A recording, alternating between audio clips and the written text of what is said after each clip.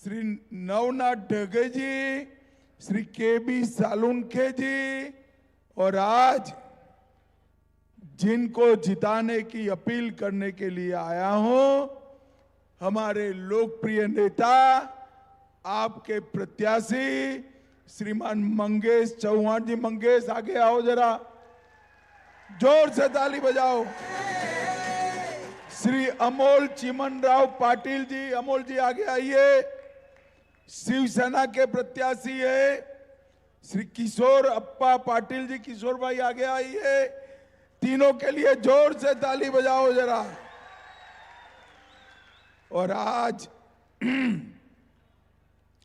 40 गांव की इस ऐतिहासिक भूमि पर आए हुए प्यारे भाइयों, बहनों, माताओं और मेरे जिगर के टुकड़े जैसे युवा मित्रों, आप सभी को राम राम। भाइयों बहनों, सबसे पहले मैं जलगांव के इष्टदेव पद्मालय गणपति महाराज को प्रणाम कर कर मेरी बात की शुरुआत करता हूं। पाटना देवी तीर्थस्थान की आदि शक्ति चंडिका देवी को प्रणाम कर कर मेरी बात की शुरुआत करता हूं। और महान गणिताचार्य 40 गांव के सपूत केकी मूस जी को भी याद कर कर मेरी बात की शुरुआत करता हूं। भाइयों बहनों, मैं उत्तर महाराष्ट्र में दूसरी बार आया हूं। मैं कोंकण भी गया, विदर्भ की भी गया, मैं मुंबई भी गया, सब जगह घूम कर आया हूं। मराठावाड़ा भी जाकर आया। ये चुनाव का परिणाम क्या आने वाला है जानना है क्या? जरा जोर से बोलो, जानना है?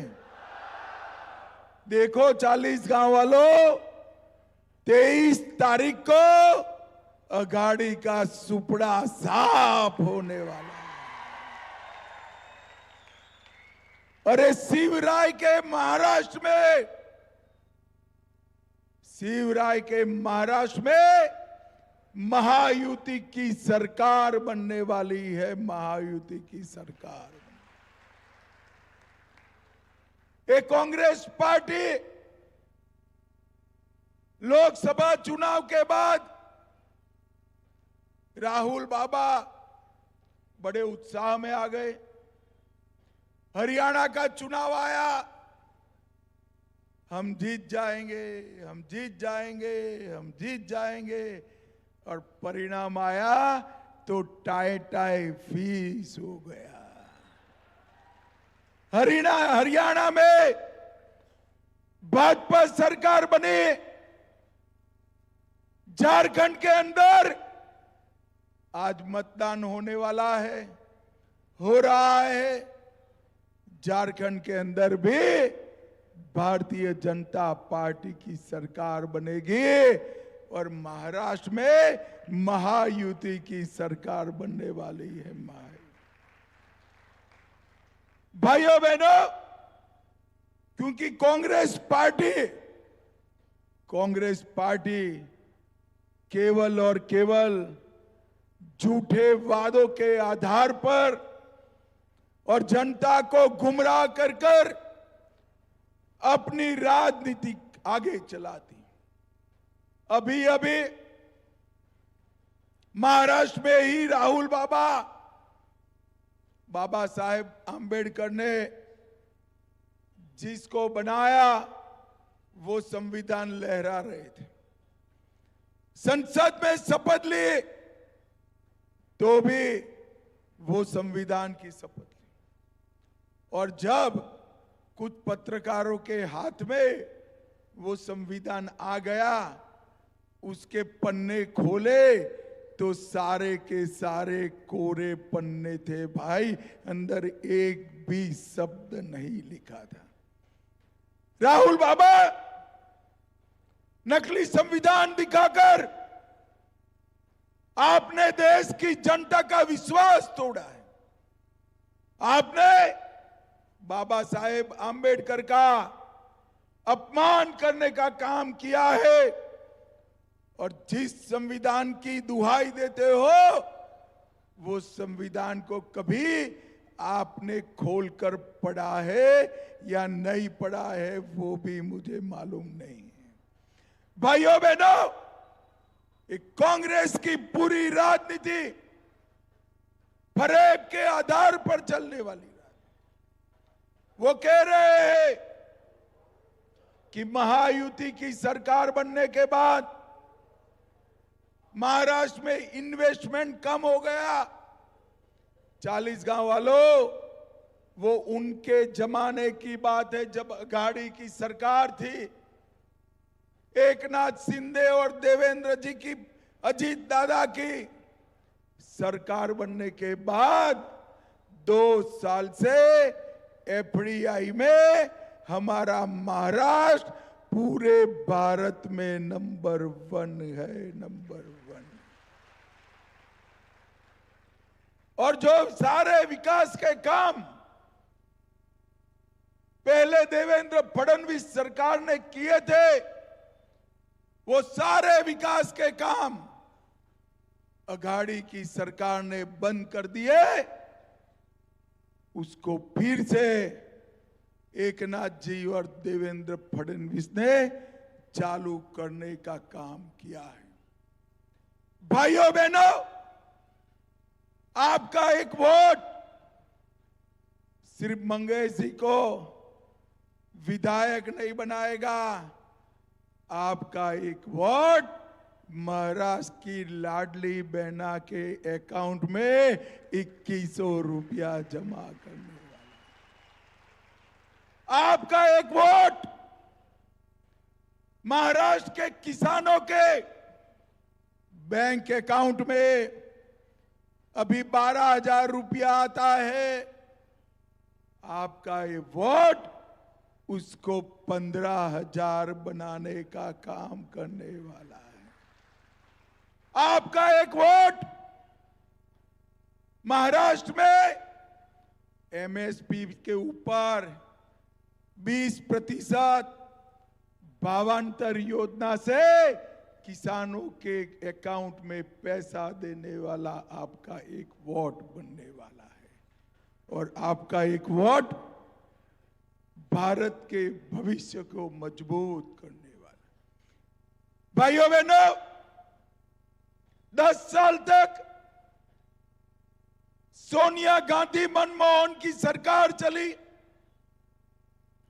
10 साल तक पाकिस्तान से आतंकवादी आते थे, बम धमाके कर कर चले जाते थे।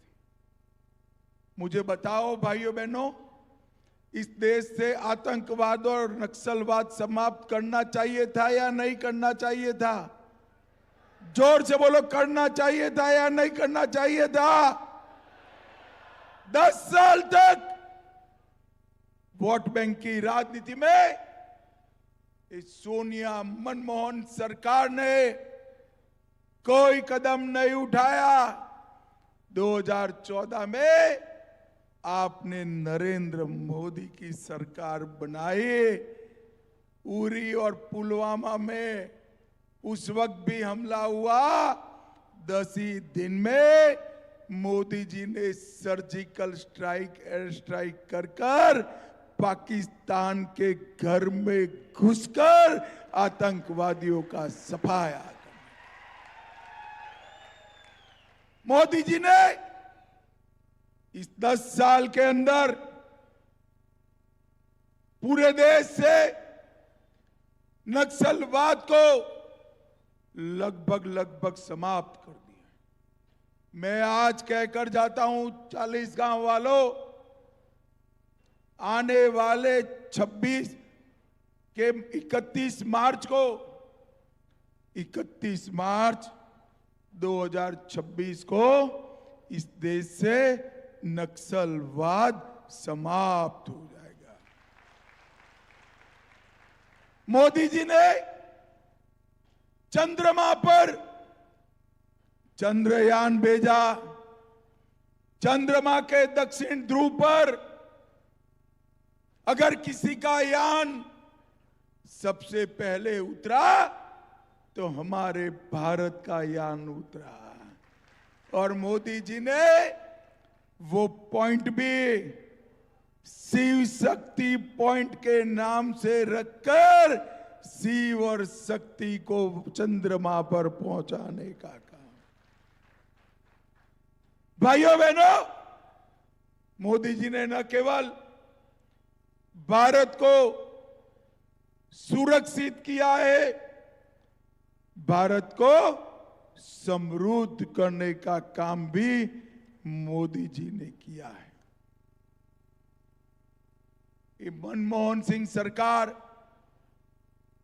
11वें नंबर पर देश के अर्थतंत्र को छोड़कर गई थी। मोदी जी ने 10 ही साल में इसको, हमारे देश के अर्थतंत्र को दुनिया में 5वें नंबर पर लाने का काम किया। अरे 40 गांव वालों, क्या 5वें नंबर से खुश होते हो? तैयारी रखना, 2027 में भारत दुनिया का 3रे नंबर का अर्थतंत्र बनने वाला है। भाइयों बहनों, महाविकास आघाड़ी ने उत्तर महाराष्ट्र के विकास के सभी काम बंद कर दिए, जो फिर से एक बार महायुति सरकार ने चलाए। और मेरी बात याद रखना, गलती से भी आघाड़ी आ गई तो अपना समृद्ध महाराष्ट्र कांग्रेस का एटीएम बन जाएगा, एटीएम बन जाएगा। दिल्ली कांग्रेस को जब भी पैसा चाहिए, महाराष्ट्र सरकार का कार्ड डालकर महाराष्ट्र का पैसा ये दिल्ली के खजाने में ले जाएंगे, उनकी पार्टी में ले जाएंगे। और मोदी जी की सरकार बनी, महायुति की सरकार बनी, तो दिल्ली का खजाना महाराष्ट्र के लिए मोदी जी खुला करने का काम करेंगे, ये हमारा आपसे वादा है। भाइयों बहनों, मैं एक जगह ऐसा बोला तो उद्धव जी को बुरा लग गया। उन्होंने कहा, क्या दे दिया मोदी जी ने? अरे उद्धव ठाकरे, जिनकी गोद में आप बैठे हो, कांग्रेस पार्टी और शरद पवार की, उनकी इस देश में 10 साल तक सरकार चली। मैं आज 40 गांव के मंच से पूछना चाहता हूं कि मुझे बताओ जरा, शरद पवार जी, राहुल जी, 2004 से 14 आपने महाराष्ट्र को क्या दिया?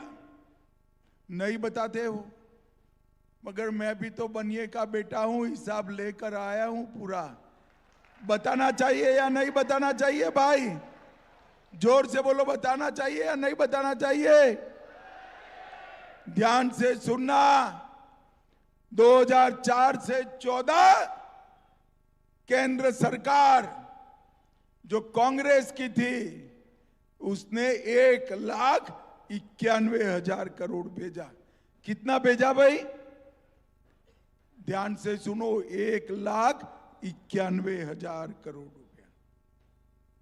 और मोदी जी ने 1,91,000 करोड़ के सामने 10,15,890 करोड़ रुपया नरेंद्र मोदी जी ने भेजा।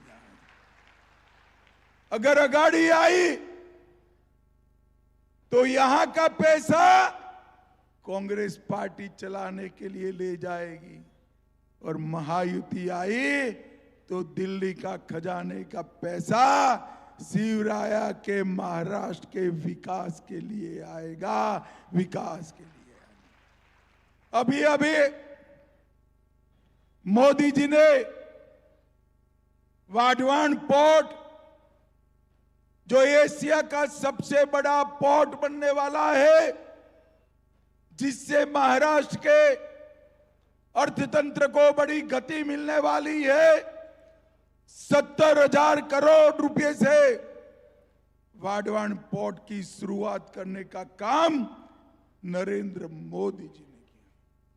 भाइयों बहनों, अभी अभी कुछ दिन पहले कांग्रेस अध्यक्ष खड़गे जी ने कांग्रेस वालों को हिदायत दी कि भाई वादा वो करिए जो वादा आप पूरा कर पाओ, क्योंकि कर्नाटक, तेलंगाना, हिमाचल, ये सभी जगह पे वो वादा कर कर पूरा नहीं कर पाए, वादा कर कर पूरा नहीं कर पाए।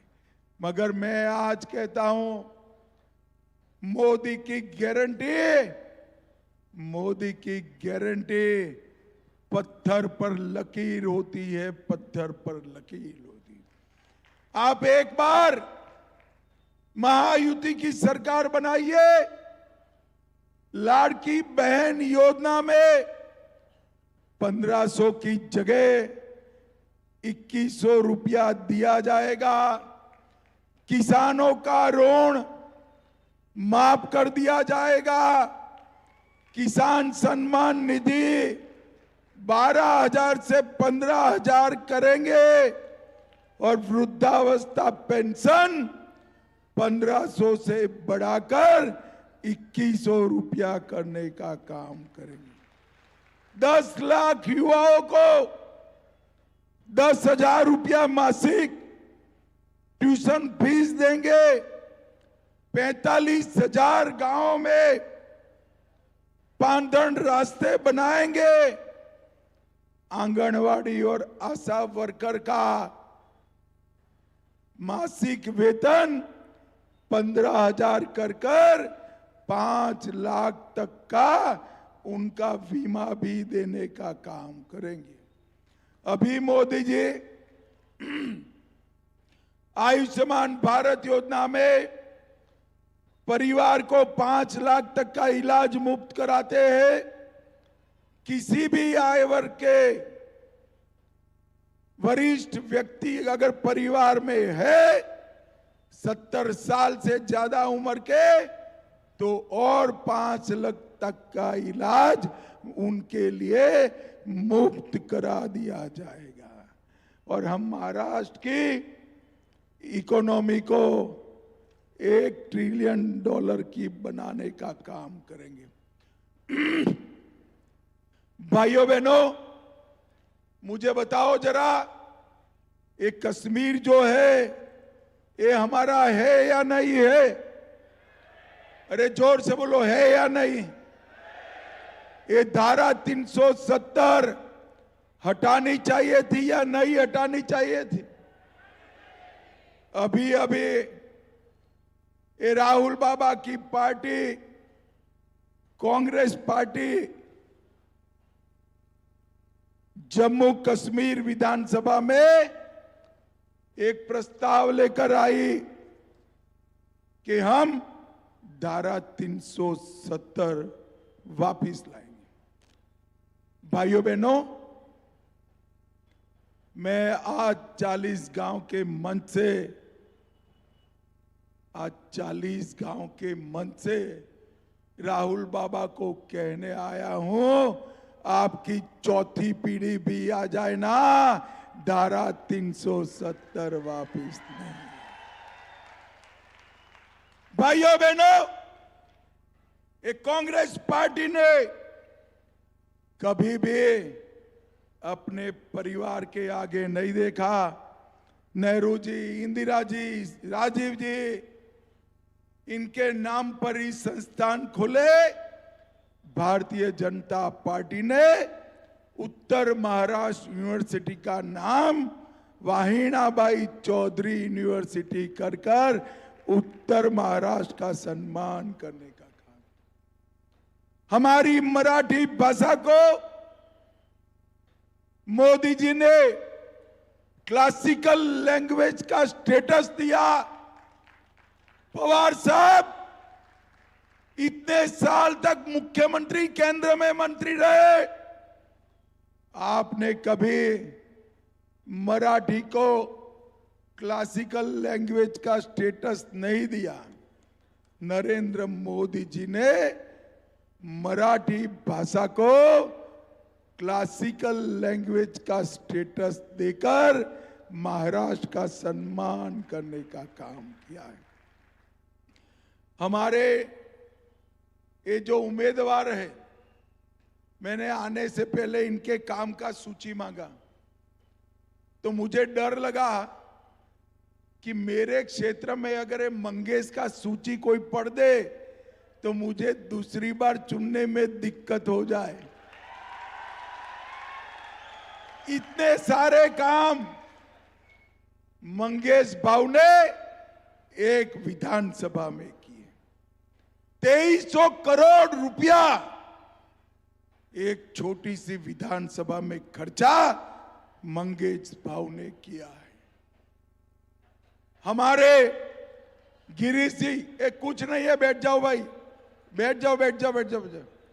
हमारे गिरीश जी महाराष्ट्र सरकार में मंत्री है और मंगेश भाऊ जैसा काम करने वाला विधायक 2300 करोड़ रुपया खर्चा वरखेड़े लौंडे बैरेंज का काम रुका हुआ था, वो काम ये दोनों की जोड़ी ने पूरा करने का काम किया। और अब पाइपलाइन से खेतों तक 8200 हेक्टेयर भूमि पर सिंचाई हो रही है। 40 गांव, संभाजीनगर, जरगांव और नासिक को जोड़ने वाला रोड बन गया है। आरटीओ की ऑफिस आई है। सभी सरकारी कार्यालय एक जगह पे लाकर विधानसभा का सचिवालय बनाने का काम किया है। और अमृत भारत में 40 गांव रेलवे स्टेशन का विकास भी हो रहा है। भाइयों बहनों, ये जलगांव जिले में 4,90,000 किसानों को 12,000 रुपया हर साल, अब तक 1300 करोड़ रुपया देने का काम हुआ है। जलगांव जिले में 2,92,000 घरों में पीने का पानी पाइप से पहुंचाया है और 56 गांवों को तलाठी कार्यालय और मंडल कार्यालय भी मिले। 3 लाख घरों में शौचालय बनाए गए, महिला बचत गट बनाए गए, ट्रॉमा केयर सेंटर चालू किया गया और 40 गांव में बाबा साहेब आंबेडकर के नाम से शैक्षणिक भवन का भी उद्घाटन किया गया। भाइयों बहनों, विधायक कोई क्यों चुनता है? आपके दुख सुख के काम में आए। मुझे बताओ, आपके यहां कोरोना आया, हमारा मंगेश आपके बीच में था या नहीं था? अरे जोर से बोलो, था या नहीं था? सभी को टीके लगवाए या नहीं लगवाए? और मैं आज उद्धव बाबू को पूछना चाहता हूं कि उद्धव बाबू, आप तो राज्य के मुख्यमंत्री थे, आप कहां थे?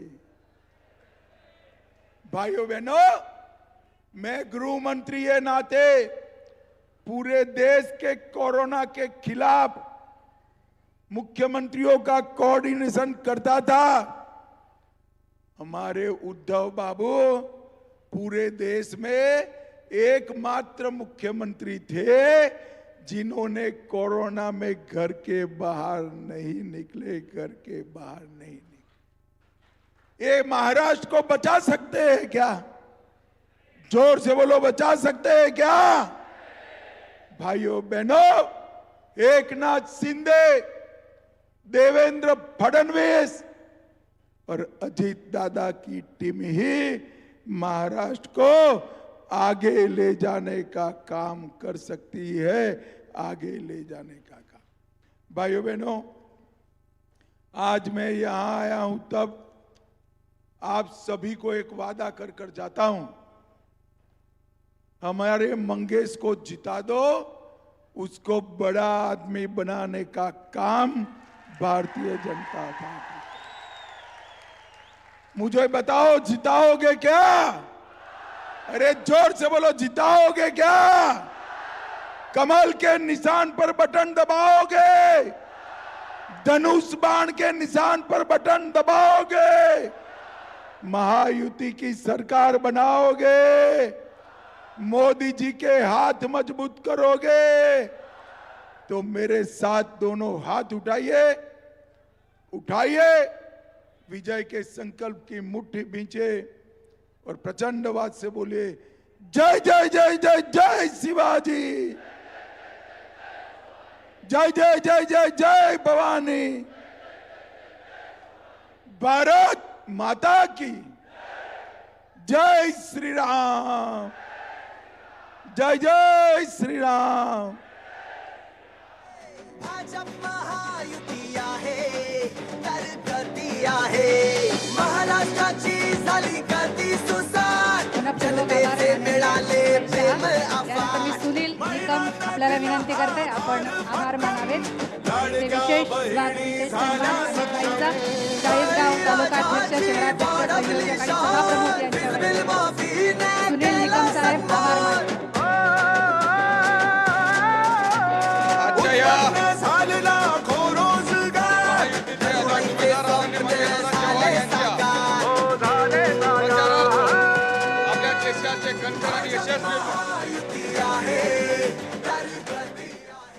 गृहमंत्री आदरणीय अमित शाह साहेब आपल्याला या ठिकाणी लाभले, त्यांचं मार्गदर्शन आपल्याला लाभलं.